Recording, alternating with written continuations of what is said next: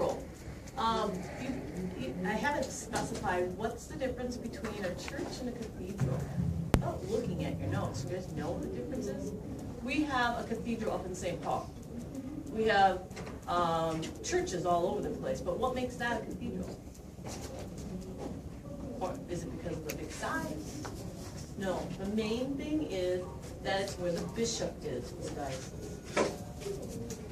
There's a cathedral, I believe, in Winona, the Winona Diocese, so there'd be a cathedral down there because the bishop's there. It has nothing to do with the size of the church. It just so happens that it ends up being one of the largest churches, but it's because of the bishop. Yes? This may be a stupid question, but what's the difference between like a bishop and then a pastor? Like That's not a dumb question. It's the degree of their status. What do I want to call it? It's a hierarchy type thing. Like we're commoners. Let's just take school for an example. You're a student, I'm a teacher, I have a principal, I have a superintendent. So it's different levels. So there's a priest, there's a bishop, above a bishop is a cardinal, above a cardinal is, of course, the pope. Icons are just a devotional panel depicting a sacred item. Iconastis, that one I want you to pay special attention to. It's basically a huge panel that has all these icons on it. The reason I want you to pay attention to that because in Venice, St. Mark's has one of these big panels, and what it does, it separates the nave from the sacristy, or the nave from the altar. So where the people stand and where the altar is. And this is a huge screen with arches on it, with all these pictures. Mosaics, you know what that is. Tessera is basically that gold that they're putting on there that's illuminating it. And pendentives, we talked about that. But I really want to stress the point about pendentives. This is where it was created during the Byzantine time. This is their invention. This is what makes them different. Some key concepts. Byzantine Empire. Basically, we need to remember that it's Christian themes. And it continues on. So Byzantine art is all about the Christian religion. If we didn't have the Christian religion, we wouldn't have the artwork of the Byzantine time. And when we were talking in Rome, when the emperor was in Rome, we saw very few pieces of artwork. But the main subject was, of course, Christ. Mosaics, icons, manuscripts. We're not going to talk about manuscripts in this unit, but it is something that is part of the Byzantine. We're going to talk about it more when we get to the Dark Ages, where we're going to be looking at illuminated manuscripts, one of my favorite things. But that is part of the Byzantine time. Two main elements, basically reflective of the classical past, so they're pulling that in, but they're adding their own, the hieratic, medieval style, which basically is just fixed on religion. So their artwork is just fixed on religion.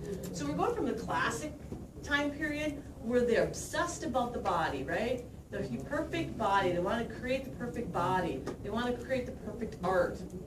And then we get to Byzantine, and they're not so worried about the perfect body anymore.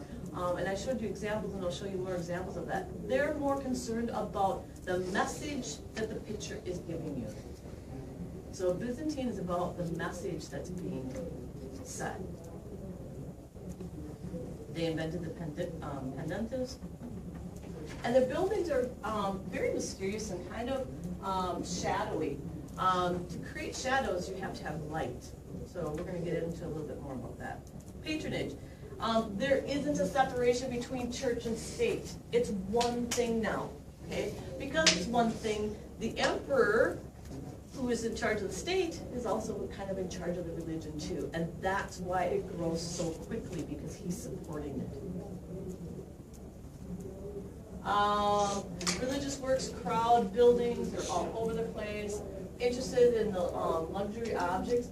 The Byzantine is known for their extravagance, their glitter, the gold, the light, jewels. In St. Mark's, you have to pay an extra €2. And I thought, well, yeah, but I did it, and I was really glad I did, because You go behind the altar, and the amount of jewels in gold is just jaw-dropping. It's phenomenal. And Byzantine is all about that glitz, that gold and stuff. Artists feel that they're creating for the glory of God. If you're creating for the glory of God, you can't take any of the glory yourself. So you're not going to take any credit for it. They're not going to sign anything. They're just going to do it.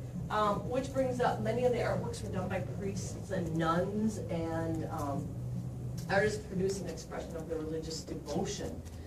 This, and Ms. Winjet was talking about this yesterday, when you're creating a piece of work, you're not just working, you're praying and then working, and then you're doing more devotion and you're working, and you're meditating and then you're working. And the colors that you're using are extremely important, the symbolism. I